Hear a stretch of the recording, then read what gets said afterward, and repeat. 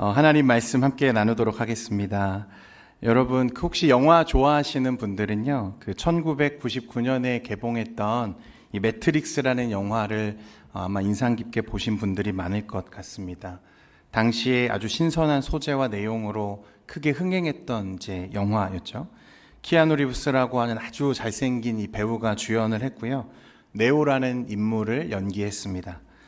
이 네오는 평범하게 살아가던 중에 지금까지 자신이 살아온 이 세상이 현실이 아니라 사실은 인공지능 AI가 만들어낸 가상세계라는 것을 이제 어렴풋이 인식하게 됩니다. 그래서 이 가상세계를 매트릭스라고 부르는 거죠. 그 속에서 진짜 현실을 인식할 수 없게 기계들에 의해서 인류가 재배되는 중이었습니다. 그래서 이 네오가 누구를 만나게 되냐면 먼저 이 매트릭스를 빠져나왔던 모피어스라는 인물을 만나게 돼요. 그리고 그 모피어스가 네오에게 두 가지 약을 이렇게 탁 내밉니다. 혹시 사진 보여주실 수 있나요? 네, 저 장면인데 빨간 약과 파란 약을 앞에 탁 내밀어요. 이 파란 약을 먹으면 지금 그대로 매트릭스에 남아서 꿈같은 현실, 이 꿈같은 이 세상을 살게 되는 거죠. 또 빨간 약을 먹으면 매트릭스를 이제 벗어나서 실제 현실, 그 현실을 마주할 수 있게 되는 것입니다. 이 두 가지 선택이 주어져요. 파란 약을 먹고 다시 조작된 현실 속에서 편안하게 살 것인가? 아니면 빨간 약을 먹고 진실을 보며 고통스럽더라도 진짜 이 세상과 현실을 마주할 것인가? 이 주인공은 빨간 약을 이제 선택하죠. 그리고 눈이 열려서 지금까지는 보지 못했던 진짜 세상, 이 현실을 이제 보게 되는 것입니다. 그동안 우리가 보아왔던, 그리고 우리가 살고 있는 현실이 진짜가 아니라 조작되고 왜곡된 가상세계일 수 있다는 이 소재가 당시에는 사람들에게 굉장히 신선한 반응을 일으켰습니다. 눈을 뜨고 있어도 보지 못하고 귀가 있어도 듣지 못하는, 여러분, 성경도 우리에게 이와 비슷한 이야기를 하는데요. 죄로 인해 타락한 우리의 인생들이 마치 이와 같다는 것입니다. 에스겔 12장 2절 말씀에 보면 인자야 내가 반역하는 족속 중에 거주하는도다. 그들은 볼 눈이 있어도 보지 아니하고 들을 귀가 있어도 듣지 아니하나니 그들은 반역하는 족속임이라. 그러니까 자기가 형식화하고 내면화한 어떤 틀 속에서 이게 진짜야 라고 믿고 있는 사람들을 성경은 뭐라고 부르냐면 영적인 소경이라고 부르고 눈이 멀었다고 말하며 어둠 속에 사는 자들이라고 우리에게 말씀한다는 것입니다. 그러한 자들에게 빛이 찾아오셔서 눈을 뜨게 하시는 것, 이것을 부르심이라고 하고 이 빛은 곧 우리가 주님이라 고백하는 예수님이십니다. 다른 말로는 주님을 만나는, 이 빛을 만나는 경험을 우리가 구원이라고 부르는 거죠. 이 개혁신학자인 헤르만 바빙크라는 분이요, 이런 현실을 예리하게 짚어내면서 어떤 말씀을 하셨냐면 믿음은 단순한 동의가 아니라 그리스도를 바라보는 영적인 눈이다, 이렇게 우리에게 설명했습니다. 그런데 문제는 타락한 인간은, 죄로 인해 오염된 인간의 본성은 눈을 뜨고도 진실을 보지 못한다는 데 있다는 것입니다. 그래서 성령의 조명하심이 없이는 하나님의 영광을, 그 빛을 결코 볼 수 없다는 것이 이 성경의 진리입니다. 여러분, 오늘 본문에도 눈이 있어도 보지 못하는 자들과 눈이 보이지 않지만 진실을 보고 있는 사람이 나옵니다. 그래서 누가는 오늘 이 말씀을 통해서 저와 여러분에게 동일하게 묻고 있는 거죠. 진짜 소경이 누구냐? 눈이 있어도 보지 못하는 자들, 그리고 눈은 보이지 않지만, 육체의 눈은 보이지 않지만 진실과 진리와 이 복음을 보고 있는 이 한 사람을 보여주면서 우리에게 이 같은 질문을 하고 있다는 것입니다. 오늘 하나님께서 저와 여러분의 이 영적인 눈을 여셔서 이 복음 안에서 하나님이 우리에게 보여주시는 이 생명의 진리를 우리가 두 눈으로 볼 수 있기를 간절히 소망합니다. 오늘 본문 35절에 보면 이렇게 말씀합니다. 우리 같이 한번 읽겠습니다. 시작. 여리고에 가까이 가셨을 때에 한 맹인이 길가에 앉아, 누가는 이 사람이 시각장애인이고 동시에 거지다, 거린이다, 이렇게 우리에게 소개합니다. 오늘 본문에는 그 사람의 이름이 소개되어 있지 않은데요. 마가복음 10장에 보면 동일한 사건을 소개하면서 이 사람의 이름을 우리에게 바디메오다 이렇게 알려줍니다. 그래서 우리는 이 사람을 거지 바디메오다 이렇게 많이들 알고 계시죠.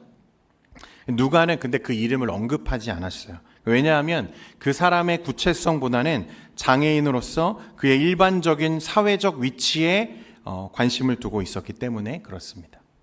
이 당시에 여러분, 눈이 보이지 않는 맹인이라는 것과 동시에 그가 거린이라는, 남에게 구걸하는 삶을 살고 있다는 것은 세상적인 관점으로 보면 억세게 재수가 없는 사람이거나 불행한 운명을 가지고 태어난 사람이 분명하죠. 물론 우리는 운명이라는 말을 믿지 않고 사용하지 않습니다만 세상에서 보면 그는 그런 사람이라는 것입니다. 그런데 어느 날 그가 그런 자신의 이 불행한 운명을 바꿀 수 있는 복음, 굿뉴스, 이 좋은 소식을 듣게 되는 거죠.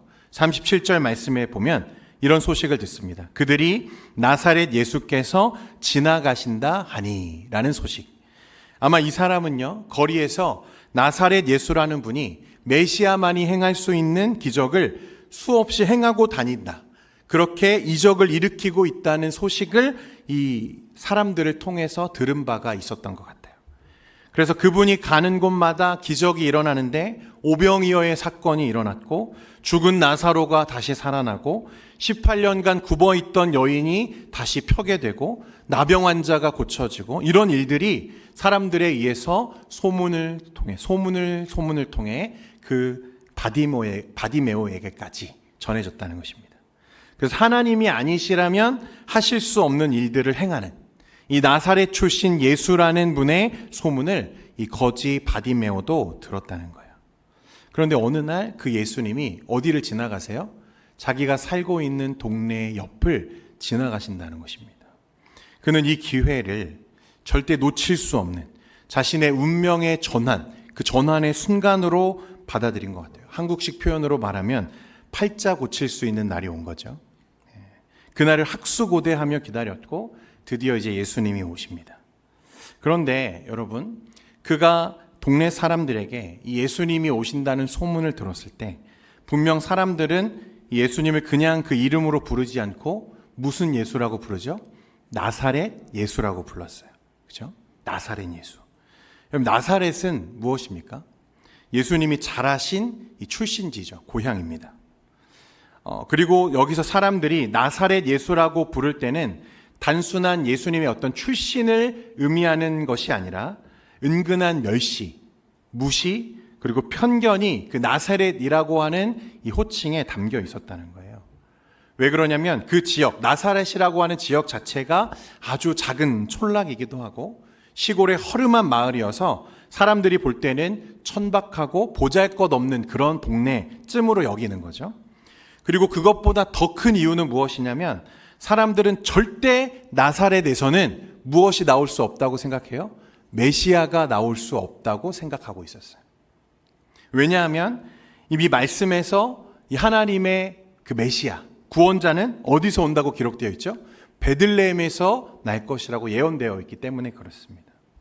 그래서 요한복음 1장에 보면요, 이 나다나엘이라는 사람이 나사렛에서 무슨 선한 것이 날 수 있느냐라고 말하는 것을 보면 이 당시 사람들은 이 나사렛이라고 하는 이 호칭 안에 은근한 편견과 멸시를 지금 가지고 있는 거죠. 그러니까 이 당시 사람들은 예수님의 행적을 대단하다고 여기기는 하지만 동시에 어떻게 생각하는 거죠?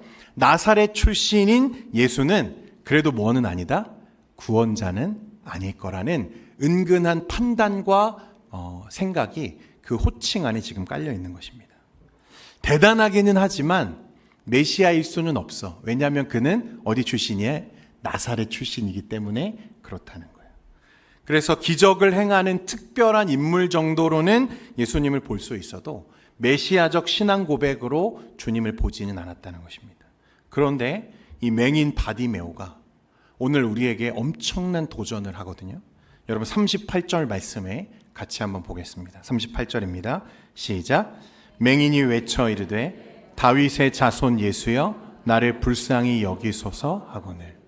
분명 사람들은 뭐라고 그랬어요? 나사렛 예수라 그랬어요. 그런데 이 맹인 바디메오는 뭐라고 말합니까? 다윗의 자손 예수요.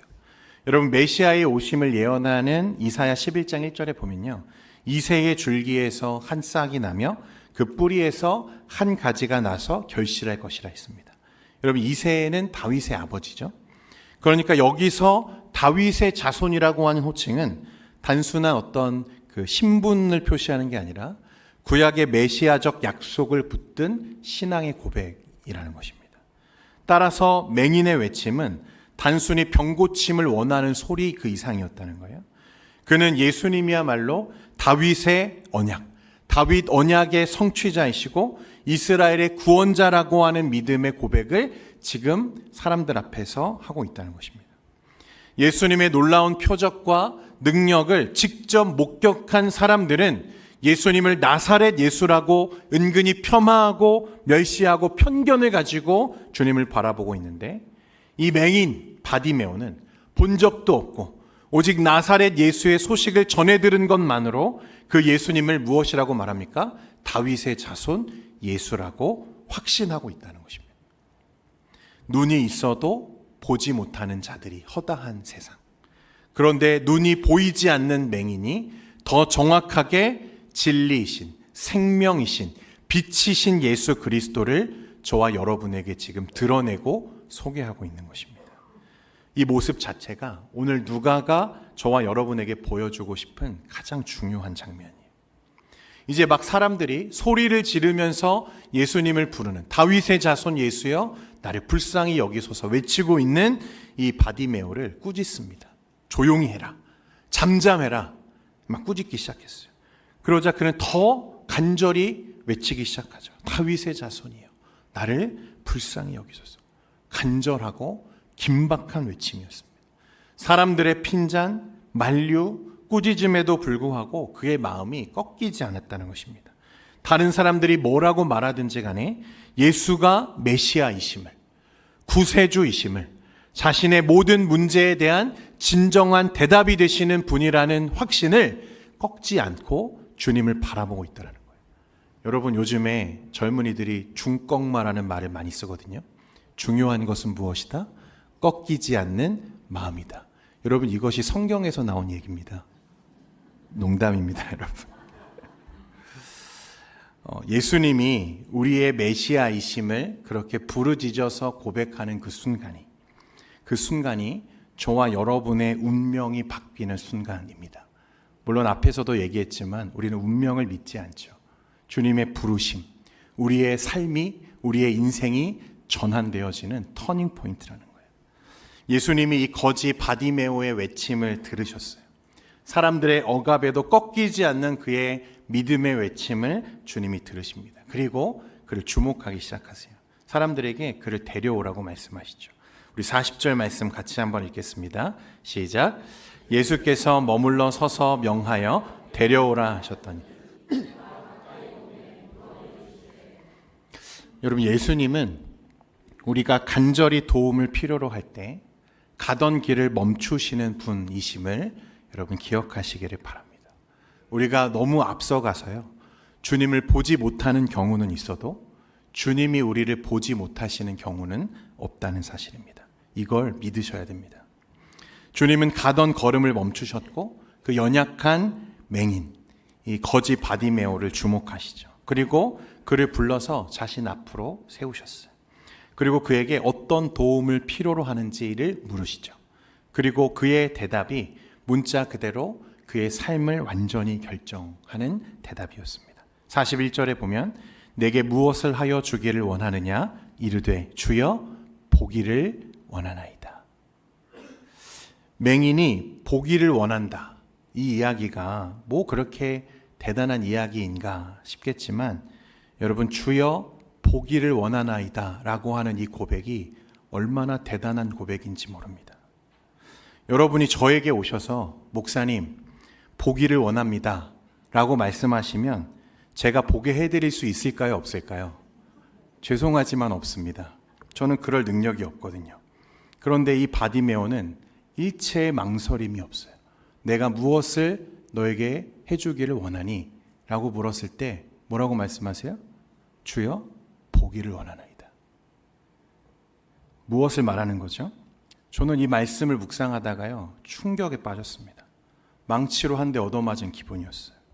도대체 이 바디메오의 눈은 무엇을 보고 있는 걸까? 바디메오는 도대체 어디까지를 보고 있는 걸까? 저로서는 가늠이 잘 안 되는 부분이었습니다. 여러분, 바디메오의 입장에서 가장 상식적이고 현실적인 요청은 무엇이었을까요? 여러분, 그는 거린이고 또 오랜 시간 맹인으로 살았기 때문에 눈을 뜨는 것은 포기한 지 오래된 일이었을 거예요. 어두움에서 살아가는 게 어쩌면 익숙해져 있을지도 모릅니다. 그래서 그는 예수님께 형편을 위한 자신의 지엽적인 도움을 요청할 수도 있었을 거예요. 물질적인 도움이죠. 훨씬 더 현실적인 생각입니다. 그런데 그는 과감하게 주님께 포기를 원합니다. 이렇게 말했어요. 그 말은 지금 자신의 앞에 서 계시는 분, 그래서 그 앞에 서서 내가 너에게 무엇을 해주기를 원하냐고 묻고 계시는 그 분이 나의 주님이시고 자신을 보게 할 수 있으며 내가 눈으로 봐야 할 분임을 그는 알고 있는 거죠. 여러분, 이건 놀라운 믿음이라는 것입니다. 그리고 이것이 앞에서 헤르만 바빙크가 우리에게 말했던 영적인 시선, 시력이라는 거죠. 그는 믿음으로 주를 고백했고 주를 바라며 주를 바라보고 있는 것입니다. 그의 육체의 눈은 멀어서 아무것도 보이지 않지만 그의 영적인 눈은 누구보다 선명하게 봐야 할 것을 보고 있는 거죠. 그래서 42절에 보시면요, 주님께서 그의 이 대답을 들으시고 예수께서 그에게 이르시되 보라, 내 믿음이 너를 구원하였느니라 하시매. 놀랍게도 그는 분명 보기를 원한다고 했거든요. 그러면 주님이 뭐라고 하셔야 돼요? 보라 라고 하셔야 되는데 내 믿음이 너를 어떻게 했다? 구원하였느니라. 다소 이해되지 않을 수 있는 말씀이죠. 그러니까 예수님은 이 바디메오의 요청, 주여 내가 보기를 원하나이다 라는 이 고백을, 이 요청을 뭐라고 말씀하세요? 믿음이라 말씀하시고 그에게 이 믿음을 보시고 무엇을 선언하시죠? 구원을 선언하세요. 여러분, 믿음은 나를 향한 기대와 소망을 내려놓는 것입니다. 나에게는 나를 구원할 힘이 없음을 인정하는 거예요. 이 맹인은 오직 예수님만이 나의 구원이시고 나의 생명이고 나의 모든 결핍으로부터 나를 해방시킬 구원자라는 고백으로 주님을 찾은 것입니다. 다윗의 자손 예수여, 나를 불쌍히 여기소서. 자신의 구원과 생명을 예수님께 의지하는 순간이었죠. 그리고 예수님은 그의 믿음이 옳다 인정해 주시고 그리고 나서 무엇을 주세요? 구원을 선물하세요. 눈을 보게 하시는 것이 아니라 구원을 선물하시죠. 그러니까 구원은 여러분, 믿음에 대한 하나님의 선물이라는 것입니다. 예수님께서는 이 맹인 안에 있는 바디메오에게 있는 믿음을 보셨어요. 자신을 주라 믿고 보게 해달라는 그 요청, 그 믿음의 요청을 주님 인정하시고 그를 구원하심으로 이 하나님이 살아계신 하나님, 빛이신 예수님, 그 복음이 어떤 분인지를 우리에게 말씀하고 계십니다. 여러분, 여기서 주님이 그에게 선포하신 구원은요, 육체와 영혼, 곧 모든 영역을 포함한 전인적인 구원이었어요. 그래서 그는 즉시 이제 눈을 뜨게 되죠. 그래서 새로운 세상을 보게 되었고 또한 무엇을 보게 됩니까? 영적인 눈을 떠서 하나님이 다스리시는 세상을 함께 보는 시선을 그가 갖게 되죠. 여러분, 다들 잘 아시는 헬렌 켈러 잘 아시죠? 이 헬렌 켈러는요, 여러분 태어날 때부터 시각장애, 청각장애, 언어장애를 가진 이 삼중고를 가진 인생이었습니다. 그래서 그런 장애를 가지고 스스로 육신의 눈도 못 뜨는 사람이 너무 많은 것을 아는 채 한다고 비웃는 사람들이 늘 있었거든요. 그때 이 헬렌 켈러가 남긴 아주 유명한 말이 하나 있습니다. 진짜 비극은 육체의 눈을 뜨고도 하나님이 다스리는 세상을 보지 못하는 것이다. 이게 헬렌 켈러가 남긴 유명한 명언이에요. 성도 여러분, 주님이 여러분에게 지금 동일하게 물으신다면 내가 너에게 무엇을 하여 주기를 원하느냐 라고 물으신다면 여러분 어떻게 대답하시겠습니까? 여러분은 무엇을 구하시겠습니까? 여러분은 빵과 직장을 구하는 것이 아니라 영혼의 계안을 구하며 살고 있습니까? 하나님의 나라를 보게 해달라고 기도하고 계신가요? 영적인 부흥을 체험하게 해달라고 여러분 기도하고 계십니까? 하나님의 의와 거룩함을 사모하게 해달라고 여러분 기도하고 계신가요? 마태복음 6장 33절에 여러분 잘 아시는 말씀이죠. 그런즉 너희는 먼저 그의 나라와 그의 의를 구하라. 그리하면 이 모든 것을 너희에게 더하시리라. 여러분, 예수님이 말씀하신 이 모든 것은 무엇이죠? 맥락적으로 볼 때 먹을 것, 마실 것, 입을 것, 살 곳, 이런 것들이죠. 이게 모든 것들이죠.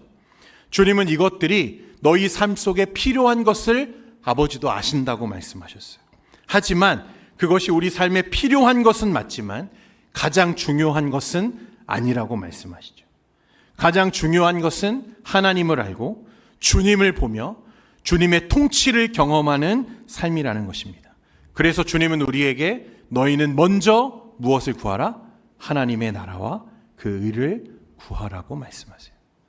예수님이 요한복음 3장에 니고데모에게 뭐라고 말씀하시죠? 사람이 거듭나지 아니하면 하나님 나라를 볼 수도 없고 들어갈 수도 없다. 그렇게 말씀하시죠. 여러분, 이것이 가장 중요한 문제라는 것입니다. 먹고 사는 것보다 더 중요하고 근본적인 문제죠. 우리의 영원한 운명을 바꾸는 문제라는 사실입니다.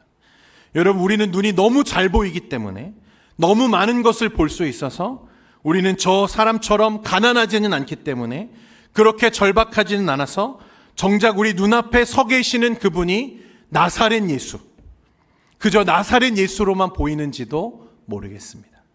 그런데 오히려 눈이 안 보이는 이 바디메오는, 헬렌 켈러는 그 예수님이 다윗의 자손, 주님이시며 우리의 모든 불행의 근원, 그 문제를 해결하실 수 있는 유일한 구원자임을 보고 있는 것입니다.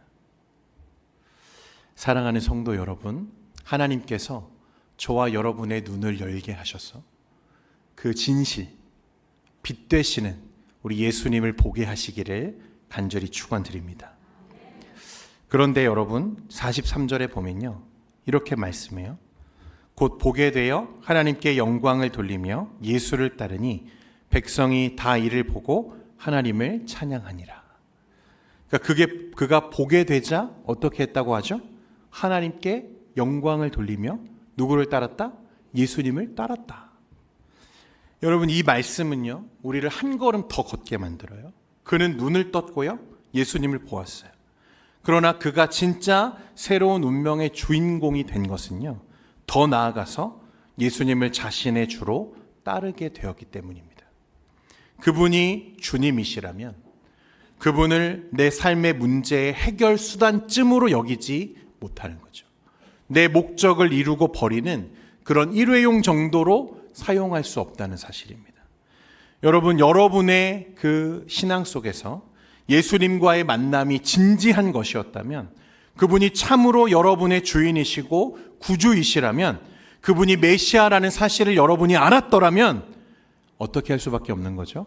그분을 따를 수밖에 없는 거죠. 평생 따를 수밖에 없는 것입니다. 이 사람 바디메오, 여러분 사실 이 바디메오는요, 이름이 아니에요. 바디메오, 이 디메오의 아들이라는 뜻입니다. 바가 아들이거든요. 이 사람은 후에요, 예루살렘 교회의 중요한 일꾼이 되고요, 지도자가 되었다고 이 전승들을 통해서 전해지고 있습니다. 문자 그대로 본문의 증언처럼 그는 평생 하나님을 찬양하고 예배하는 예배자로 살았다는 것입니다. 여러분, 구원은 단순한 문제 해결이 아니에요. 여러분, 문제 해결을 위해서 교회를 찾아오셨다면 번지수를 잘못 찾으셨습니다. 교회는 그런 곳이 아니에요. 우리는 편안한 삶, 안전한 삶, 부유한 삶을 바라며 사는 곳이 아닙니다. 바디메오가 눈을 뜬 것은요, 단순히 삶이 편해진 게 아니었어요. 그는 즉시 예수님을 따르는 삶으로 방향을 바꾸었습니다. 문제 해결이 목적이었다면 눈을 뜨자마자 기뻐하며 어땠겠어요? 돌아갔겠죠. 그런데 그는 그 즉시 하나님께 영광을 돌리며 주님을 따르기 시작했어요. 구원은 단순히 내 인생의 어려움이 사라지는 것이 아니라 내 인생의 목적과 방향이 예수님을 따르는 쪽으로 바뀌는 것을 말하는 거예요. 눈을 뜬 바디메오는 즉시 하나님께 영광을 돌리고 그 모든 사람들 앞에서 주님을 높여 찬양하기 시작했습니다. 그러니까 이는 구원의 진정한 열매가 내 자신의 영광이 아니라 하나님께 영광이라는 사실을 저와 여러분에게 보여준다는 것입니다. 여러분, 히브리서 기자가 우리에게 이런 말씀으로 믿음을 권면하죠. 히브리서 12장 2절에 보면 믿음의 주요 또 온전케 하시는 이인 예수를 바라보자. 여러분, 이 말씀이 곧 바디메오의 고백이고 저와 여러분의 고백되어야 할 줄 믿습니다. 예수님만을 바라보며 그가 고백하죠. 주님, 이제 주님만을 따르겠습니다. 무엇을 보는가가 저와 여러분의 삶과 그 인생을 결정하는 중요한 포인트라는 것입니다. 제가 이 말씀을 묵상하다가요, 한 사람을 조금 떠올리게 됐는데, 여러분도 잘 아시는, 여러분 이어령 교수님 잘 아시죠? 저는 지난 시간에 얘기한 것처럼 부자도 하나님 나라에 들어가기가 어렵지만 자기 지성, 자신의 능력, 그것에 지나치게 빠져 있고 사랑하는 사람들, 자신을 확신하고 자신을 사랑하는 사람들도 예수를 믿기가 참 어렵다고 생각합니다. 그런 의미에서 여러분, 대한민국의 대표적인 지성인, 한국을 대표하는 지성의 아이콘이 바로 이어령 교수님이었잖아요.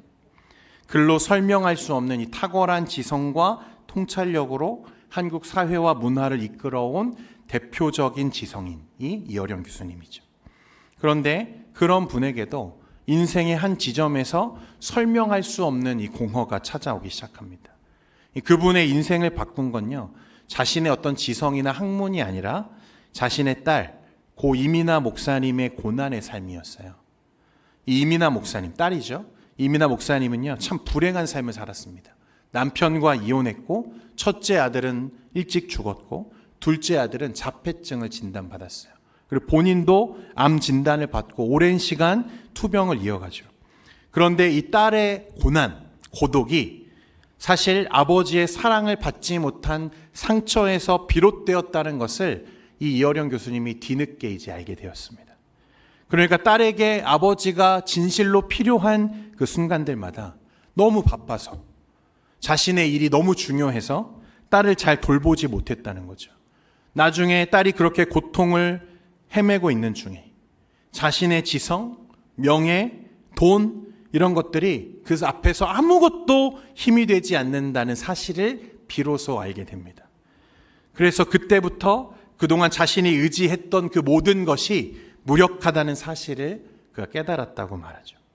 세상의 명성과 지식, 그 어떤 것도 자신이 가장 사랑하는 딸의 고난을 멈추게 할 수 없었고 그 딸의 아픔을 덜어주지 못했다는 거예요. 그러나 교수님은 그 딸의 삶 속에서 그 모든 질고를 함께 걸어가 주고 계시는 진짜 아버지, 주님을 보게 됩니다. 육신의 아버지는 딸을 위해서 아무것도 해주지 못했는데 딸의 고난의 길을 하나도 빠짐없이 함께 빛으로 걸어주신 주님을 그가 고백할 수밖에 없었다는 거죠. 그 모습을 곁에서 지켜보다가 이어령 교수님이요, 마침내 무릎을 꿇고 고백합니다. 내가 평생 붙들고 살아온 지식과 명예와 성공은 이 앞에서 아무 힘이 없구나.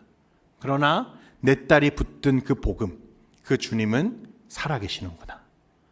그가 자신의 지성과 명성을 내려놓고 남은 삶을 주님께 드리기로 결단하죠. 단순한 깨달음이 아닙니다. 영적인 눈이 열리는 순간이었습니다. 세상이 한국의 지성이라 불렸던 이어령 교수님조차도 예수를 바라보는 믿음 앞에서는 자신의 지식과 지혜가 한없이 초라하다고 고백했습니다. 사랑하는 여러분, 믿음의 주요, 우리를 온전하게 하시는 이 예수 그리스도를 믿음으로 바라볼 수 있기를 바랍니다. 그분만이